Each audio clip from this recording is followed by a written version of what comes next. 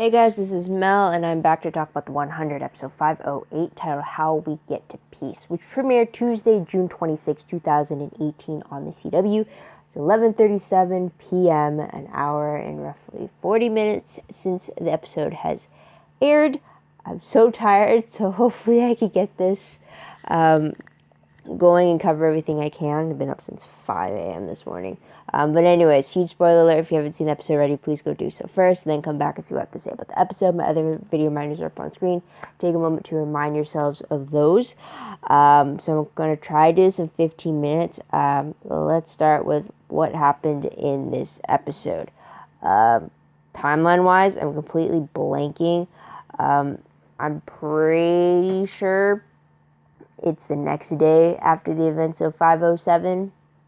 No, it continues. It continues. Because 507 ended with Clark being on the walkie-talkie with Deoza. And this episode starts off with Clark still on that. It's a continuation. So I blanked there for a second. See, this is what tiredness does to me. I forget. So hopefully that's not the case. Let me write that down quickly. Alright. Episode reminder, though. I'm pretty much going to put that this is the episode where we're trying to stop the Wong crew from marching. So I'll leave, which is kind of also the episode objective as well. So there's that, mainly because they have the whole the worm Trojan horse thing going on. So there's that. From storyline wise, for episode breakdown, I did pick up on, what was it, 3? Yeah, I picked up 3 distinctly different storylines. First one being stopping Wong Crew's attack with the worms, as I said. Second one is Abby's breakthrough in regards to curing the Allegiance prisoners. And third one being Murphy's deal with McCreary. So the first storyline, basically, it focuses on delaying the march of Wong Crew, who plan on using the breeding parasite worms as their weapon. To delay this, though, they frame Kara Cooper in order to get those worms destroyed, only to find out it's the eggs of those parasites that they are going to use as a weapon. So there's that. And after all that, Clark is arrested and pressed for execution, since it looks like Octavia knew that it was Clark's work written all over it type thing. So anyways, in Shallow Valley for storyline number 2, we get Abby discovering that, I think it's sound waves or sonic waves or something. It seems to destroy the lesions inside of the sick prisoner's lungs. So she creates a device that increases that power so that she can destroy the lesions and take out the residues through surgery. So her first test subject is Vincent. So he's temporarily cured, but Deoza makes a comment on the fact that it's not an actual cure. It's something that could at least buy them some time. So there's that. Third storyline deals with Murphy having McCreary as his hostage, and he tries to do a change for or an exchange of Raven for McCreary. Deoza refuses. So once McCreary is told this, he agrees to help Murphy get to Raven, just so that he can screw Deoza over. And in doing so, the plan was McCreary returns to camp with Murphy and Amori as his prisoners. So there's that. Last moments of the episode show Bellamy tricking Octavia into ingesting Monty's first algae strain, the one that was a little toxic to them. And this knocks her out. So because of this, though, what's significant is the fact that they've repeatedly stated in this episode that Monty's first batch of algae, when they tried it on the ring 6 years ago, it had put Murphy into a coma for a week.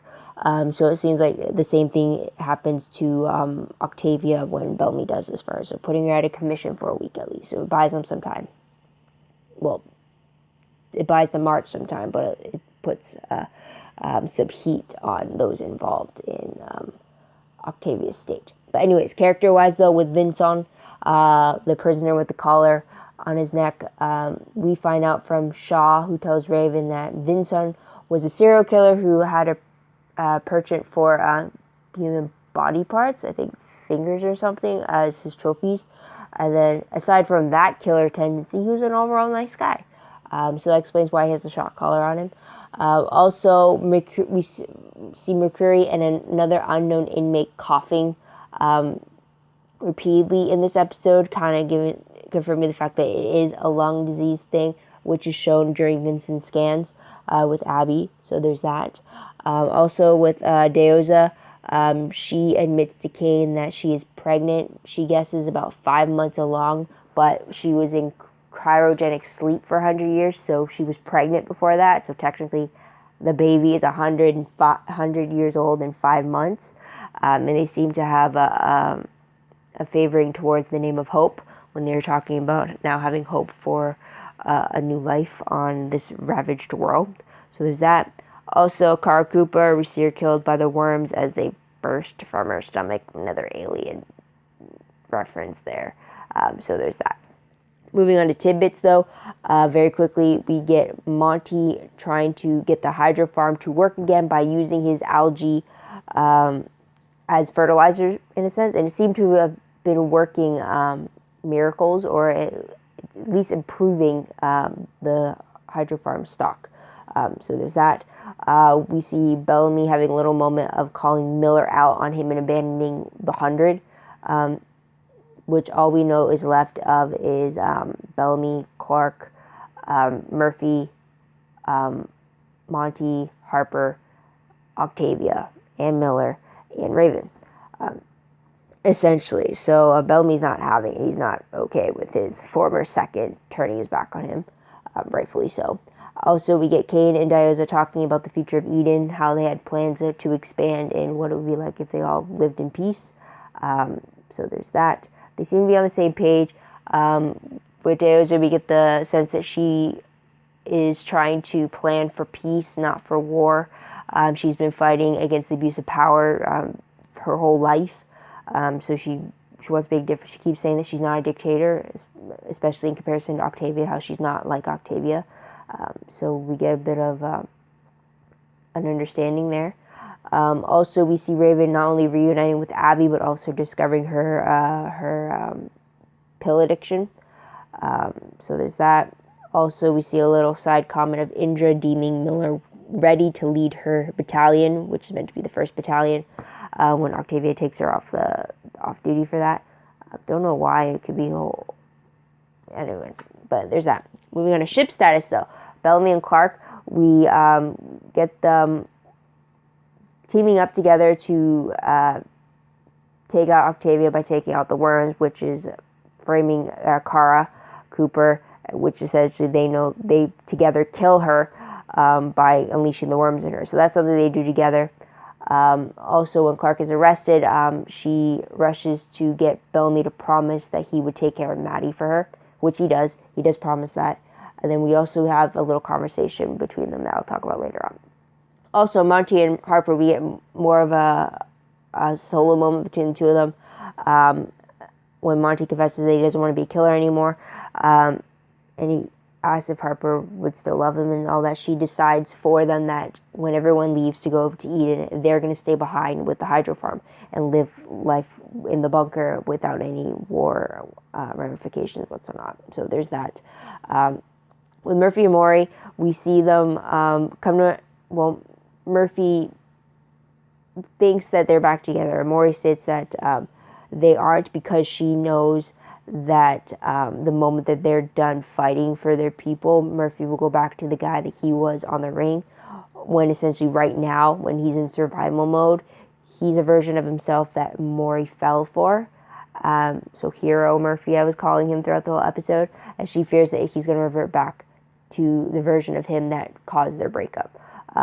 So we get that, but right now they're focused on trying to break Raven out. With Bellamy and Octavia, we get them sharing a memory of their childhood, while also sharing rations with each other at the very end of the episode. How he used to say that their mom and him used to share their rations with Octavia. Sometimes a routine as well, he commented on. So there's that. Octavia's trying to not show any emotion to those memories, but you can definitely see with Bellamy's eyes that he's very he's very responsive to it, and he even tells Octavia before before the algae dose hits her that whatever he's done, he's always done to protect her, that he loves her no matter what, and stuff like that. He's trying to reassure her before she realizes that he's done something. Also with Murphy and Raven, while not on screen together, I'm glad to say that Murphy is determined to get her back, willing to negotiate with Dioza for a hostage exchange. He's even teaming up with McCreary to get Raven back. It's just awesome right there. Also, we see moments with Raven and Shaw, both of them being vulnerable with each other, especially talking about a parent that they love so much that they even had to see them hurt themselves because they love them so much or something like that. I don't know. But it was a quote. Hopefully I get to it in time.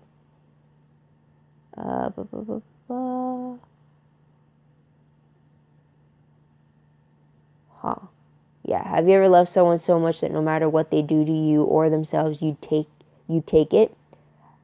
Then Shaw asked mom or dad. Raven admits that it was her mom. She drank herself to death. And then Shaw admits the answer is yes. So we don't know which parents, but after that, Raven broke down. So there's that. Also, we get Raven defending him against Echo.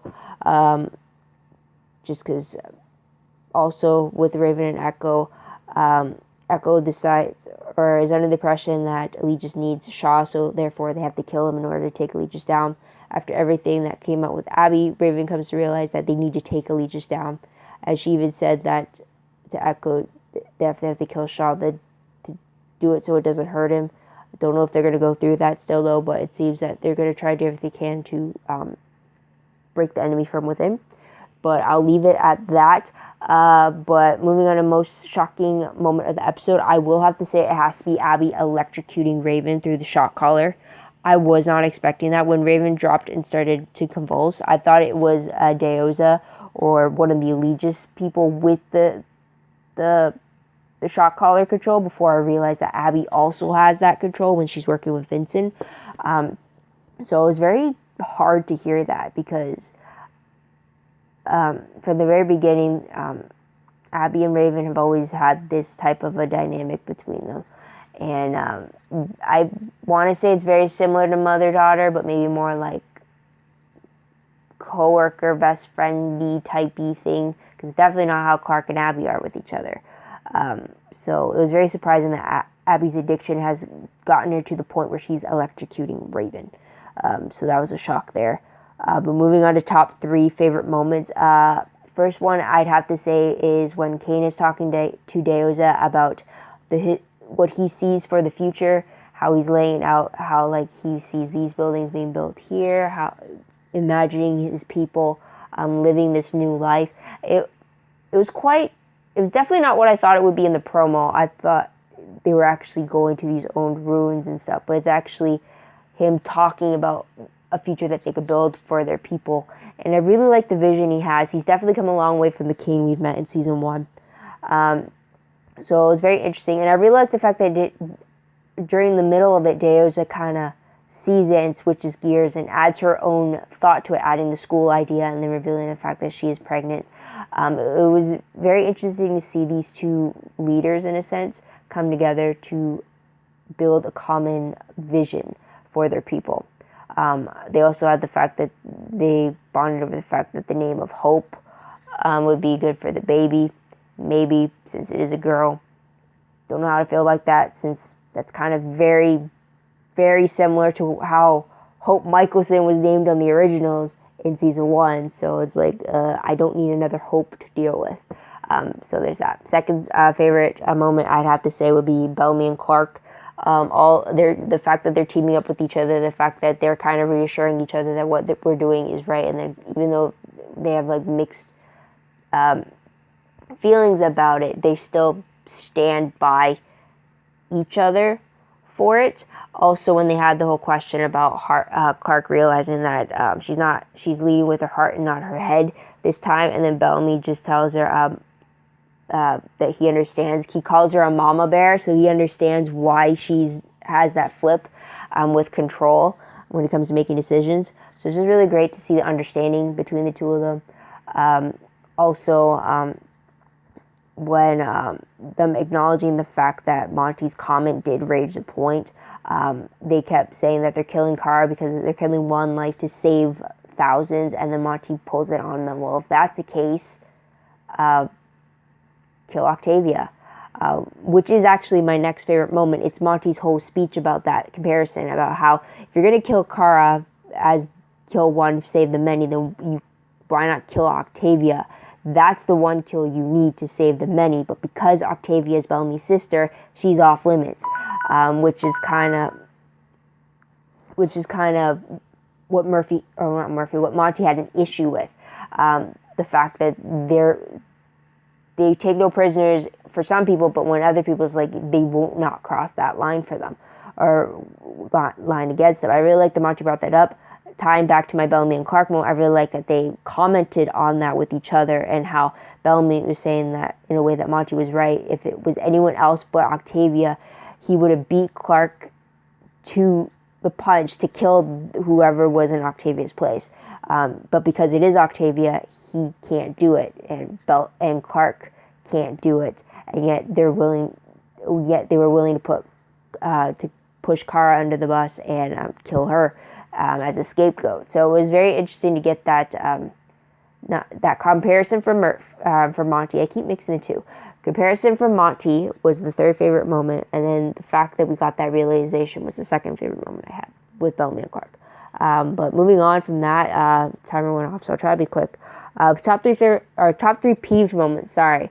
First one is the fact that Miller abandoned the 100. I really had hopes at the moment that he was reunited with Clark and Bellamy that he would rebel against One Crew and return to Bellamy's leadership. I was hoping for that, but no. Murphy is a diehard loyalist towards Octavia, and I really don't know how I feel about that.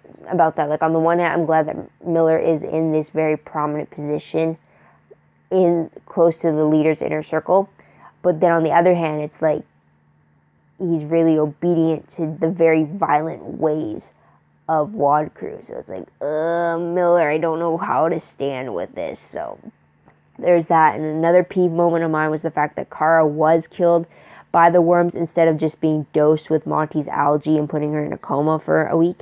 I mean, when Monty stopped Kara from trying the algae, I was kind of surprised. Like, wait, why not just do that, and that way you take her out of the game and then just deal with her in a week or so, right? But instead, they ended up having her killed as a frame job. So it was just like, I was a little disappointed that they didn't go the algae route with Kara, but I'm glad that they did use it against Octavia. So it kind of balances out, essentially. I don't know. But moving on to what we'll remember most, we'll look back on this episode.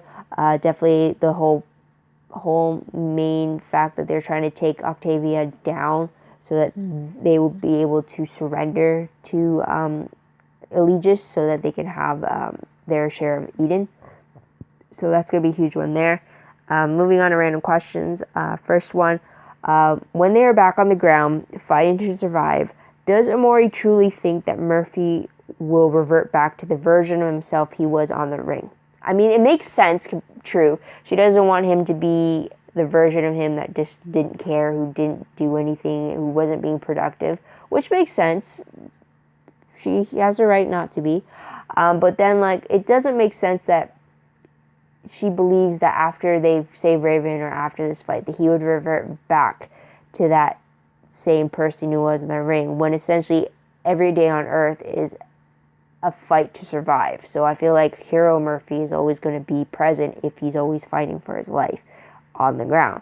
So I feel like Amori shouldn't have to leave him, because that version that she fell in love with will always be present as long as they're on the ground. Right? At least that's my understanding of it. But I definitely love the fact that she could have told them that Hero Murphy is the version of him that she fell in love with, and the fact that if they did pay attention, they might detour into other more fun activities together than storming into enemy camp. So there's that question or observation or need of clarification there. But the last question I had was, will McCreary keep his deal with Murphy? Will he help them get Raven out, and will he dish out his own revenge against Diyoza? So there's that. I'm also wondering if he is the father of Diyoza's baby or not. I'm wondering if it's one of the prisoners. So there's that. If it is, that definitely makes things a little more harder between the exes, but I have no idea. We'll have to wait and see about that. But moving on to predictions very quickly. Based off the promo for 509, we get another hiatus once again, because the episode does not return until July 10th at a new time. I believe it's at 8 p.m. Because I think the summer show is premiering in the 9 o'clock slot. But anyways, the promo shows Octavia on her assumed deathbed. We see Bellamy wanting to save his friends. We see Raven wanting to start a war within Allegis itself to weaken them. We see fighting in Eden, so it looks like Raven's plan might be working. And it looks like Clark has a gun and a cape. Brock and the Badass, take no prisoners. Waheda is back type of look. And we also see Gaia with an activated flame. So that's something right there. But because it's another week hiatus, that means the synopsis for 509 has not been released yet. So we really have to wait and see what this new episode brings. We're a little bit more than halfway through season 5. But that's about it. What do you guys think of the episode? What do you guys like about it? What do you think is going to happen next? Let me know in the comments down below. Love to hear your thoughts, theories, and opinions about all that. Also, if you want, don't forget to like this video, subscribe to my channel, check out my other videos if you haven't done so already. Again, if you want, check out my Tumblr page. The link for that is down below. I read blog promos, web clips, quotes, GIFs, synopses, news, all that good stuff, all found in one place. Go check that out. I really got to update it. I know I'm behind for a lot of it. I'm hoping I can catch up this upcoming long weekend. So be on the lookout for that anyways. It's all found in one place. Also, WordPress account, the link for that is down below. Everything I post online should be connected to my WordPress. It is more organized, but it is still a work in progress. So keep that in mind. Keep that in mind as well. But otherwise, guys, that is about it. Thank you so much for tuning in. Thank you so much for your patience. It's now midnight for me. So I'm going to sign off, but I hope you come back and see what I have to say about my next video. But until then, this is Mel. Wish you all a great day, great week, wherever you are. Bye for now.